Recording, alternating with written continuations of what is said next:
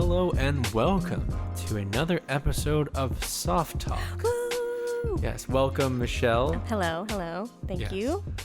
We are here today to do a character deep dive, starting with everybody's favorite rogue, Lidara. This is not in character, so you don't have to worry about it. Could you imagine? This whole thing I'm just is... like, hello, my name's Ladara. I don't know why I'm here. The whole time. Where am I? Where's Vincent? Where's Azzurum? Who are you? Your name's Christian? I don't think I've ever known you before. I don't know if Lidara and I would get along, especially if she realized that I'm the reason for a lot of her problems. Yeah, she'd find out about Kale and she'd be like, oh, I see. I see where you stand. Stabs. Let's... It's our audio engineer. Say hi, Mikayla. Hello, I'm Mikayla, the audio engineer. Oh. Hello. Hello there. It's okay. Maybe something would pick you up in the background, I think. Yeah, someone's got me.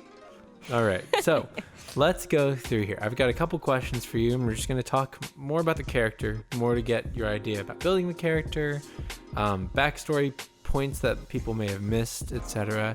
And then we'll go into some audience questions that we take directly from the Softcore, which you all should join. We have a Patreon that you can find at patreon.com/thestringsofFate. Supporting us at the $10 tier will allow you early access to soft talks like this, one-shots, along with a slew of other benefits. So go check us out there, go support us. We're trying to get to 50 patrons in the current moment, and we need your help for that. But further on, let's jump into some questions. So before we jump firstly into who Lidara is now, what all of that means, let's start from before the backstory. You sit down, you've been asked by your friends at a certain company to play Dungeons and Dragons. You have never done it before. You have experience with other games. You said World of Warcraft. Yeah, I did play World of Warcraft when I was in middle school to high school a little bit. My sister really got me in on that, so I already kind of know the kind of characters I like to create, and I already love making elves. If any of you play World of Warcraft, I made sun elves, period. Sun elves. They were the best.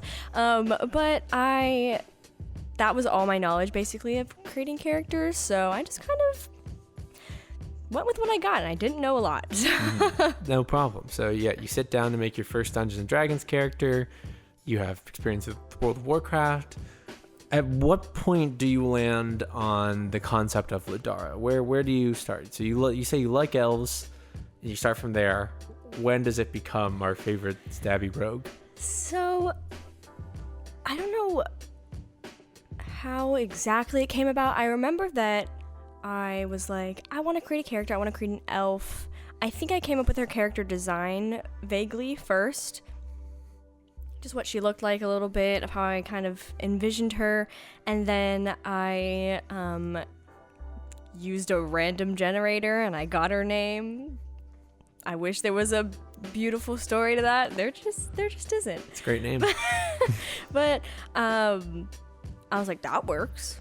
That's a pretty name, so I went with it. And then I had this story of this little girl being tainted as a 5-year-old. I had it in my head kind of like a movie. I still can envision what her house looked like from when I first thought of it, and where she was, where I could say where her sister was. And that her family was attacked and murdered almost in front of her. And that kind of building up the Ladara that is today. Kind of the starting point of her journey to being a very strong, well-defined woman. She has her issues, but she can hold her own. She is pretty strong-willed. And I think that moment that happened really was a major character switch for her. And so going in to forming that, you had like a very cinematic view of Lidara's life, the backstory. That's how you viewed it. I think that's awesome. I think that's how I view a lot of our campaign, is trying to put it in like cinematic terms of what it looks like on a screen, etc. But I definitely get that vibe from Ladara and her backstory. Is there anything that you really drew inspiration from in Ladara as a character? Is there any like books or TV or media that you looked at and were like, I love this character, I'd love to take elements of this character and put them and act them out? Yeah, that absolutely. Basically, I really love a lot of fantasy books, so that's also kind of where I wanted to play a character that is very strong and independent as a woman. So I read a lot of books, kind of like A Court of Thorns and Roses, Throne of Glass, and type of fantasy books where they have really strong female leads. And specifically, I was reading Throne of Glass at the time when I was creating her, and I took a lot of inspiration from the main character's personality and some names here and there. But yeah, I used a lot of those as references to creating the perfect Ladara. That's perfect. I think there's plenty of people that feel the same way, that have plenty of strong protagonists that they look at and they're like, I love these characteristics, I want to bring that to life into my own story. And Ladara is the epitome of a strong protagonist, just strong both emotion-wise and in deadliness as well. Let's move a little bit more into the backstory now. We'll start before the inciting incident, which we'll go over. But Ladara grew up in a small village, which we still haven't named in the show yet. Yes. We have its name, but it hasn't been revealed, so that'll be with due time. Exactly. What was her life like? What was it like just in her simple life with her family? There were a lot of things that the party doesn't know about still that haven't come up in that, so I'll be a little bit vague. It was pretty calm. It was mostly her mother, and her sister, her younger sister. Her mother was an incredible woman. She really looked up to her. She loved her, and she cared for her children a lot. And she raised Ladara to kind of be a caretaker as well as when her little sister was born, since their father was gone. But she had like a favorite food. She loves her mother's baking. She loved to draw. She loved to play with her sister and help out as much as she can around the house with her mom. So before the incident, it was pretty calm, pretty simple. She lived like a pretty like happy-go-lucky kid's life, pretty much. From her view. Yeah, a good, strong like parent figure, etc., that sort of thing. So this is a question that somebody did ask, but I want to go into it now, which is, what happened? Tell us about the incident. There was one night that they all went to bed, and Ladara woke to screaming and yelling.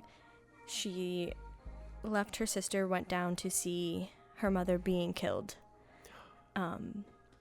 And that incident wasn't just affecting them, it was affecting the entire village. So at the end of the attack, about, I want to say 80% of like the village had been murdered, and it was left to the few. There was not that many people left to care about Ladara. I mean, no one. Her mother was gone, so it was pretty devastating, and she was very young. Her sister was even younger, so it was quite an impact. Mm-hmm. And the reason we discuss all of this is mostly because this is stuff that's already come up pre-podcast, which means that there's not a lot of opportunities for it to come up during the game. If you'd like, what group? The group that did this, we do know who it is. The group that did this was Invictus. At the time, obviously, she didn't know. She was like 5 or 6. But it was Invictus who had attacked her village, and they are a group that just does not want to leave her alone. They just don't. I don't know how much more in detail I can go. I think that's pretty good. I mean, that's a big part of it, is that Invictus has a much bigger connection to Ladara and also what had happened to her. That question was from Soren. Thank you, Soren, for that. Let's push on a little bit further then. We have this sort of gritty start to Ladara's adventure. Making your way, there's a period of travel in between, then there's a period of travel leading all the way up to you joining the Blood Knights. Yes. That was quite a journey. She basically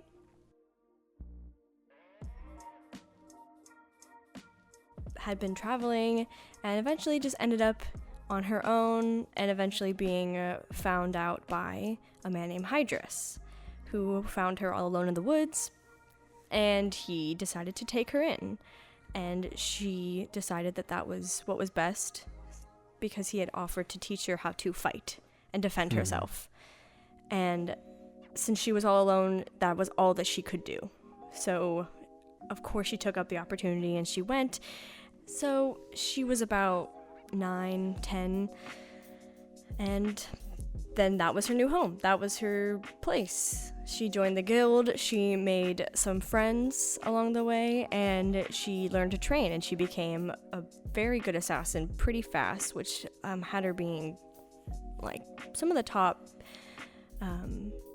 rogues there at the guild, even though she was so young. To kind of go into that, so you are trained to be an assassin. How does Ladara feel about killing? How did Ladara feel about killing when she started out? I mean, the Blood Knights are a guild that are dedicated to assassinations. They're dedicated to this kind of very macabre act. I think when she was on her own in the woods, she had to fend for herself, basically. So she knew that in order to eat at all, she had to hunt. And so the act of killing itself didn't become numb to her, but it became a little bit easier. But she was still so young that it definitely didn't feel good. When she joined the guild, she had been growing this burning desire of revenge, seeking to find an explanation for what had happened to her and make sure it didn't happen to anyone else. Slowly during her time at the guild, she had decided that she would do what it takes to get that, but she would never hurt an innocent life. And she will not to this day. It's a very tough decision to put on somebody, and yeah, Ladara is an extremely deadly character, but I wonder if with the strings of fate, how you've traveled, how really assassinating targets is not a main goal. It's not like something you have to do all the time. If any of that's changing for her, if she's still in the assassin mindset, or if she is mostly, if she's leaning away from that sort of methodology. I think that it's a skill set she'll always have. She knows that she's good at it. She will still do whatever she has to do in whatever situation. But she definitely has, since she's left the guild, stowed away from their kind of way of doing things. Because now she has time to discover what her own ways, discover what she really wants to be doing, how she wants to go about things. She doesn't have to do things by the code or do things by, whatever the higher up says. She is her own higher up. So fantastic. You spend time in the Blood Knights, and there you meet a couple of characters that are important figures in your story. One of whom you've already mentioned, which is Hydrus. Yes. Hydrus. What is Hydrus to you? Hydrus was, like I said, the guy who had found her first. He kind of became more of a father figure, not actually a father figure, but he took her under his wing.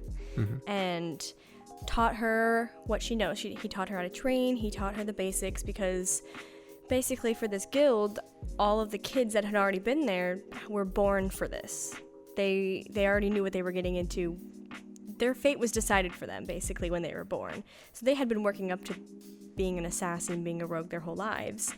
However, she didn't have any of that, so he kind of had to give her the ropes and teach her the basics. And so they were pretty close in her younger years. And then as she started to get older, she started getting more rebellious. Kind of realizing the corruptedness of this guild specifically, and just wanting to do her own thing. So that relationship slowly started to kind of fizzle out. That's fair. We continued down the line of people that were influential. You also met two very close friends, Makaram and Chimera. I miss them. They were allies during the Siege of Siniath.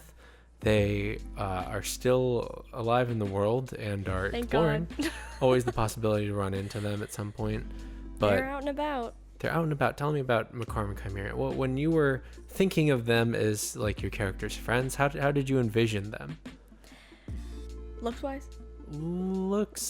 Sorry. More just like your relationship with them, what Ladara's life was like, what kind of trouble did you get into with them, etc. When she first joined the guild, she was very closed off. I mean, she just in general is a pretty closed off person, especially after everything that happened. She just wanted to keep to herself. It started with Chimera, basically. Chimera is a very bubbly person, very happy, and very the opposite of Ladara. She came up to her first and basically forced Ladara into friendship. Ladara just kind of went along with it and was like, sure, yeah, I guess this is fine. And then they grew to become really good friends, and it was really nice for her to have another girlfriend that she could talk to about things and just know that, like, she has her back. They were definitely an interesting duo, and then she also met Kale and Makaram, who Kale, they weren't really that close at first. They were just kind of friends, like acquaintances at most. And then Makaram was just a lot. He's a character, and he and Ladara definitely got into a lot of arguments. He's very fiery and sarcastic and just pushes her buttons. So they kind of had a rocky start. They didn't become friends immediately, but eventually, like, just throughout the years, they kind of gave up on the whole I hate you, I don't like you, you're so annoying kind of thing. And it was just kind of like, that's Makaram, that's just how he is. And, he's kind of cool, I guess. And they ended up becoming kind of closer. And then the last friend was Kale. And Kale certainly was a character. He certainly was. We've talked about it in a few live soft talks, but let's sort of give a clear look. Kale starts out as this acquaintance, moves to being a friend. When does that take the next step? Around a year or two after she had been there is when she had already gotten pretty close to Chimera, becoming kind of friends with Makaram, and her and Kale were pretty good friends, but then they started realizing that they had a lot more in common than they thought.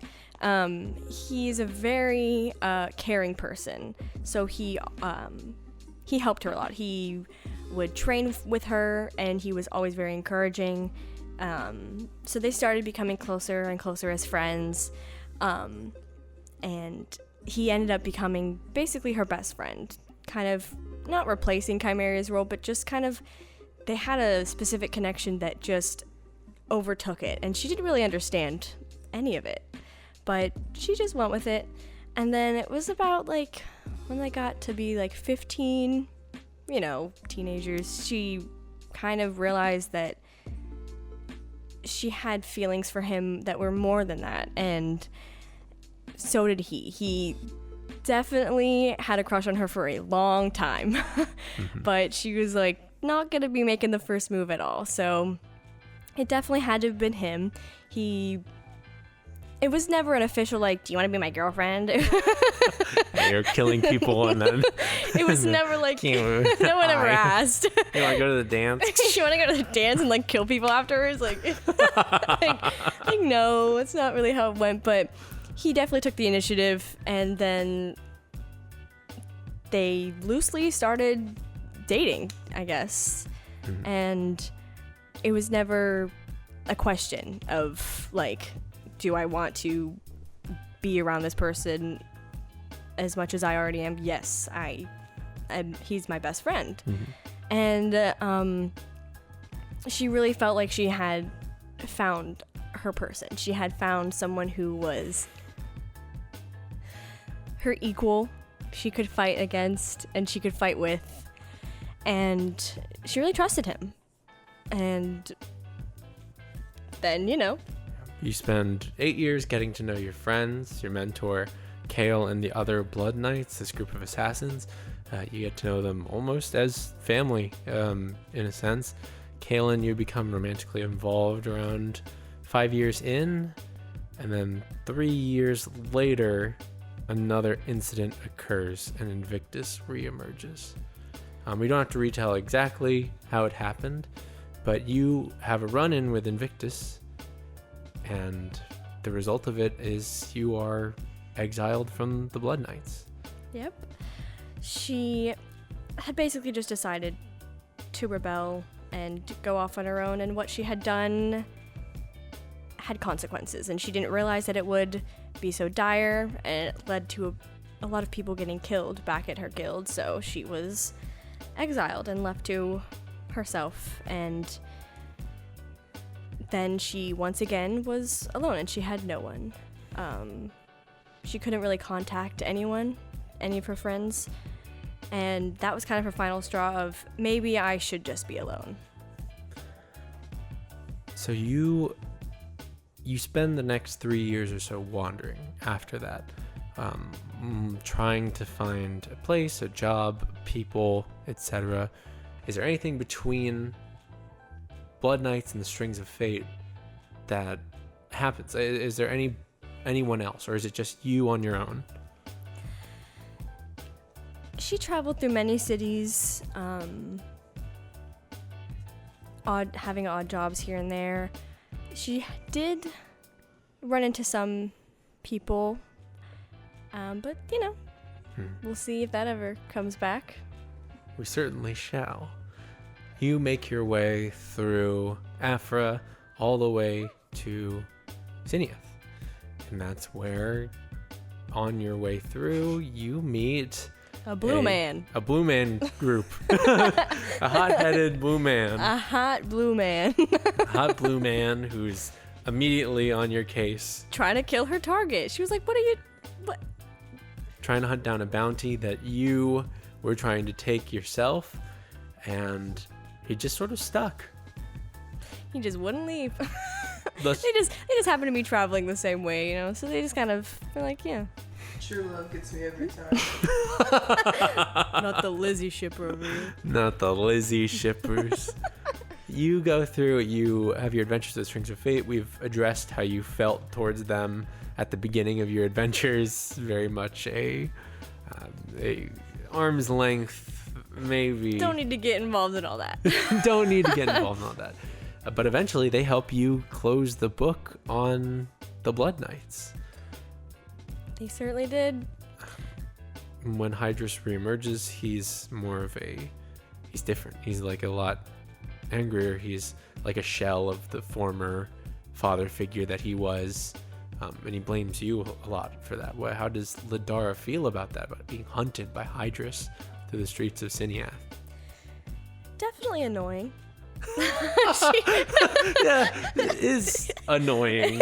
We'll deal with you later. It's a little annoying. I mean, like I said earlier, she kind of, at the end of her time there, realized how not so great it was. And the way that he had treated her at the end, she knew that there was no actual care there. There was no actual, you are someone that I truly care about as a person. And she was just a pawn in his game. So being hunted by him was not fun. It was just honestly annoying. She was just frustrated as to why he was trying so hard. And she honestly at that point was like, if I have to kill you, I guess I will. If this is gonna keep being an issue, if I am like that much of a burden on you, then you have to go. He was in the final battle against Manchun, and you took him out. She certainly did. Sent him careening into the astral sea. And she felt great. Felt great. Absolutely. Kale, we've talked about an extensive bit. Yeah. Kale, your relationship with Kale took a dive. Took a very quick dive when he chose the Blood Knights over you and made an attempt on your life. Yep. He would come back later, though, and try to make it up, but it seems like you had already made your decision by then. Yeah, she had a bit of a rough time because he decided that he was going to keep trying to be in her life. And she also kind of wanted to hold on to the idea that he was still himself. But he was just different, and she knew that she couldn't really trust him the way that she could before. He wasn't someone that she knew. It was just, that was that Kale, and this is a different person. And it won't be the same. So I'm not gonna do this anymore, basically. And she gave him the boot. Gave him She damn said, boot. I don't have time for this. I don't have time for you to try to be a better person. She's like, I'm a great person. She said, I'm fine without you. I have lived without you for so long. I'm not gonna be waiting around for this man. Amazing. Best, yeah, absolutely fantastic. Mikayla and Chimera eventually split off from you all in Siniath after helping you take down Manchun and everything. But out of those 4 people, 3 of them still exist in the world and are moving around after. I mean, what are your thoughts about running into them again? What are your thoughts about running into any of the Blood Knights again? Because it can happen. It certainly can. Pointedly looks at Christian. I think if she ran into Mikayla and Chimera, that would be great. You know, she loves them. She was very happy to see them again and happy that they still viewed her as a friend. And if she ran into Kale again, she'd just be like, "Can you leave me alone? It has been I'm over it." She would just not even think about it. Not even. But if she ran into any of the Blood Knights, I mean, they're under different leadership now, so I don't really know how they would feel about her, but Under Kale's leadership now. yeah. So They wouldn't be interesting. able to, I don't know, depending on how he feels about her still. I mean, he said he basically was in love with her, so I guess they can't kill her, because... So I guess she'd be fine. I mean, like, if he's in love with her and he's in leadership, then, like, they're not gonna kill her, because that'd be... Yeah. Yeah. Very fair. Fair assumption.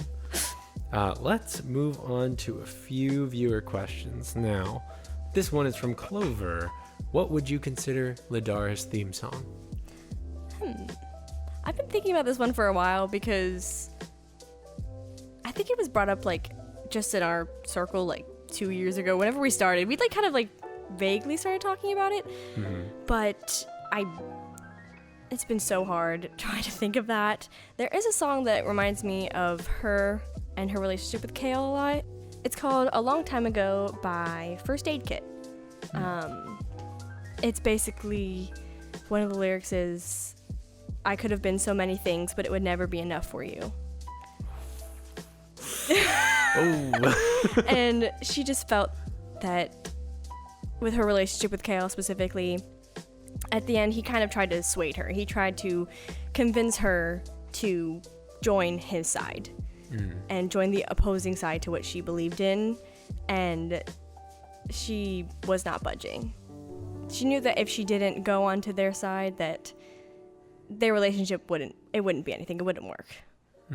There would just be no way. So that song is what I think about sometimes. Very fair. Ada asks, hello Ada. Hello. Thank you for all your work on the SOFTalk Legend. wiki. What's the story behind the cheek scars?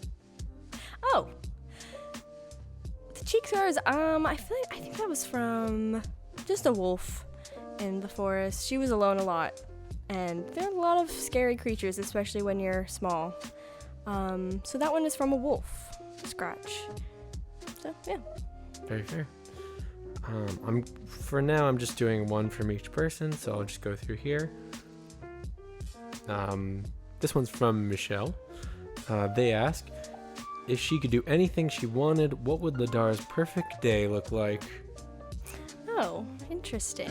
It's a nice, pleasant question. Yeah. Like the getting maimed by wolves sort of thing. Her perfect day, assuming that there is no wrong in the world and that there's nothing for her to do, no one for her to help, she would probably spend it mostly alone. I think that she would meditate a little bit, and she would draw. She would probably go on walks in like the woods and maybe go hunting to like, that's like what she used as a hobby. That's like the only hobby she really has besides drawing, so she would probably do that. And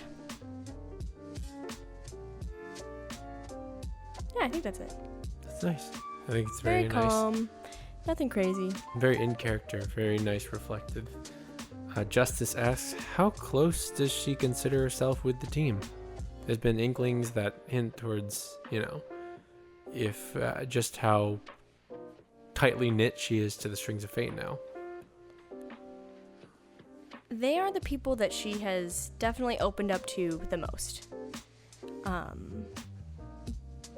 Besides Mikayla and Chimera from her past, she feels very close with them. They have been through a lot of things together, so she definitely feels an attachment to sticking by their side.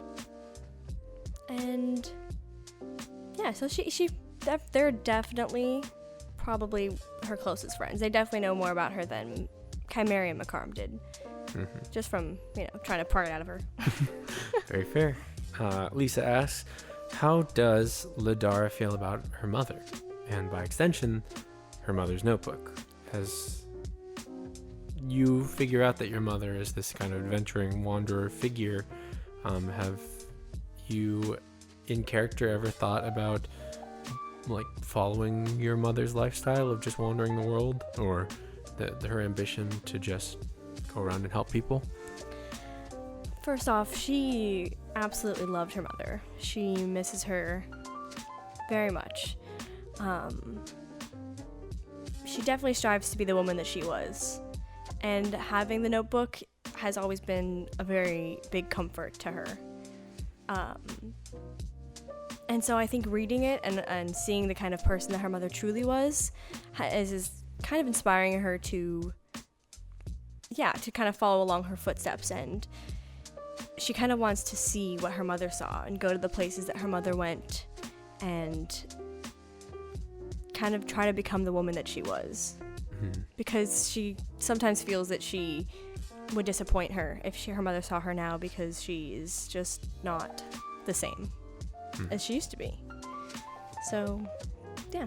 Nocturne asks, for Michelle, what was the first time you really felt in character as Ladara? Also, what's your favorite badass Ladara moment? There's actually a lot of them, I know. It's spread out over 2 years. She's kind of a badass. Kind of a badass. we've talked about it before. One of my favorite moments is definitely the basilisk moment when she shot the eyes. We don't have to get into that because we've talked about it a couple times. Awesome. Great moment. For being in character, I think her last conversation she had with Kale, I felt really good about that one. The first time was the last session. Our first campaign. So because I remember the moment that Christian had described you're Christian. Yeah, that's me. You know. Sure is. You had described. That's definitely me. Let's see.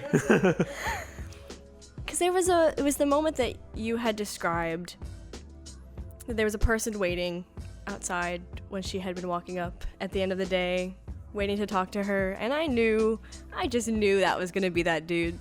I had a feeling, fucking dude. And then I walked up and it was, and I was like, this is the final straw. She has had enough. She can't take it anymore. If she keeps thinking about this, if she keeps hoping and having hope for the situation, then she will just be tied to him forever. So I remember I felt so strongly about it as Michelle that I was like, no. I don't want to go with you, Kale. I don't want to see you ever again, actually. And I felt so good about it. I was like, that was good job, Michelle. Because it was like the first time that I really felt like I was truly her in that moment, like talking as her. It felt pretty good. Because I had a hard time kind of becoming her. And so that was the moment that I was like, I got this. I could do it. No, it was amazing. It was an awesome moment, completely off the cuff and perfectly in character. Fully shut his ass down. Like so he was bad. like, have a good life after that. He's like, fuck, I gotta go recover. I wish we could share it somehow. It's so long. It's such a good scene, though. Maybe. If you're on the Maybe one Patreon, day. then We'll see what happens. Keep an eye out. Maybe one day. Olivia, our sponsor, they ask, if SoftPod became a television show or movie, which actor or actress would you cast to play Ladara? Ooh, this is so hard. I'd be so picky. Anyone that immediately is in the running. Well, when I was describing the first time that Chris drew her, they asked me like some references of kind of like facial features of like different celebrities, and the person that came to mind was Cara Delevingne. As facial structure, kind of like strong cheekbones, strong features. I can see it. Cool. That means it works. It was pretty good. Yeah, that was the person that I thought of for like character references. So maybe Cara Delevingne. I don't know. Yeah, but once again, I'd be pretty picky. I'd be like, you gotta be perfect. You go kill that person right now. You know what? I don't trust you. I'll do it. Don't worry. Okay. Prove yourself. Hey, prove yourself right now. Stab me. Stab me. You won't. Okay. Marginson asks, does Lidara still believe the Earth is flat? / J. I started reading it, and then I was like, wait. Alrighty, let me just let's just get this one thing straight. Okay, Ladara has been on her own for so long. She lived in the woods. Everything's flat in the woods. She stared at the stars a lot. Okay, so she knows the stars move. She knows the earth moves. She's not a flat earther, I promise. It's good. Everyone's asking. Yeah, I was just, honestly, that was like a really dumb Michelle moment. So It's okay. and you know what? It happens. I kind of slip through sometimes if I'm not paying attention enough. And I slipped through, and I was an idiot there. We have moments. There was a moment where I, in character, like you all are like, make a mimosa, and then Christian was like, Christian sure. was like, I don't know how to make a mimosa. He takes the mimosa juice the and juice and then some beer. It was in the moment that we realized Christian didn't know how to make a mimosa, and that's fine. That's fine. That's okay. You do now. It happens. It's does. roleplay. The We've character I know that was playing did know how to make a mimosa. But now you know. But now you know. And that's what happens. No. Now you know. Glad we could clear that up with everyone. We have the final few questions here. The first one being, if you were ever to make a new character, not because Ladara dies, disclaimer, but just for any other reason, or even for like if it was a different campaign, I mean, what would you do differently? Ladara is your first D&D character, so how would you go about it? If you have any ideas, like, was there a class you tried? I do have another character that I have started to make. And I want to play a character that is a little bit closer to my personality. I think that was what was most difficult with starting to play Ladara, was that I made a character who is the complete opposite of me. And so it was very difficult to play that at the beginning. I had to learn a lot. So I would kind of want to play someone who is a little bit closer to my personality. Not my personality, though, because I still want a challenge. Maybe someone who's a little dumb. Maybe someone who's... You know what? I'm kind of dumb. So maybe someone who's, like, really smart. But yeah, I have some characters in mind. I kind of want to play a tiefling. Oop. I don't know. Amazing. Just kind of feeling like it. Amazing. Maybe a little pink moment. Oop. A little pink tiefling moment. Amazing. Fantastic. One of my favorite colors for tieflings. Last questions from me. And it's sort of a broader question, but it's important. I ask every player this question, which is, what kind of story are you trying to tell with Ladara? Is it like regaining innocence? Is it regaining a family? Is it revenge? Or is it more just something different than that? Like, when you imagine how you want Ladara's story to go forward into the show, at the end of it, what kind of story do you want to tell? I think at the beginning, her story was, I want revenge. And that's what she wanted. But I think as she has progressed as a character over the past year and a half that I've been playing her, I think it is leaning more towards trusting and believing in herself as the end goal, and kind of being able to realize that she can be loved by her friends, and she can have a system of people around her that can be there for her. Because I don't know if she still believes that. I don't know if she believes that she won't be alone in the end whenever she passes away. I think that she also feels like that she deserves to be burdened with that. And I think that her true story is going to be loving herself for who she is and loving the people around her and trusting that. Thank you so much for joining me, Michelle. It was a pleasure to talk about Ladara with you. Of course, it was a lovely time. Absolutely. I love her, so... I'm very excited. We are recording this after we finished last episode, so there's a lot of Ladara stuff to talk about. Yes. If you're listening to this on our Patreon right now as early access content, we thank you so much for supporting us. If you're not watching, don't worry. We still are very thankful to you as well for supporting us as well. The announcement, of course, is that we do have a Patreon right now. If you are watching this and you had no idea, yes, there is a Patreon that you can get early access to soft talks, soft pod sort of bloopers and bonus content. As a note, we will never ever release a soft pod episode early because we want everyone to experience those at the same time. But otherwise, please go check it out. It's a great way to support us. We're a very small team. We all work outside of this. And if this podcast could sustain itself in a way, we would be very, very happy. Any closing comments, Michelle? I just want to say thank you to everyone who has loved Ladara. Every time I get a piece of fan art, I cry just a little bit. Some people have told me how much they love her, and it just warms my heart. And I am hoping that I can share this story with you and make it a good one. Make it a heartwarming story at the end of it. And I hope that you all enjoy. Absolutely. That's my goal too, even though it doesn't seem like it sometimes. You know, Anyway, the whole stabbing thing was a bit much, you know? Stabbing my former love. You know, it's like, oh, it's but right. we can look past it. She won't, but like we can. But we can, you know, as long as we can, that's She good. will fester on it. If she met me in real life, she would kill me.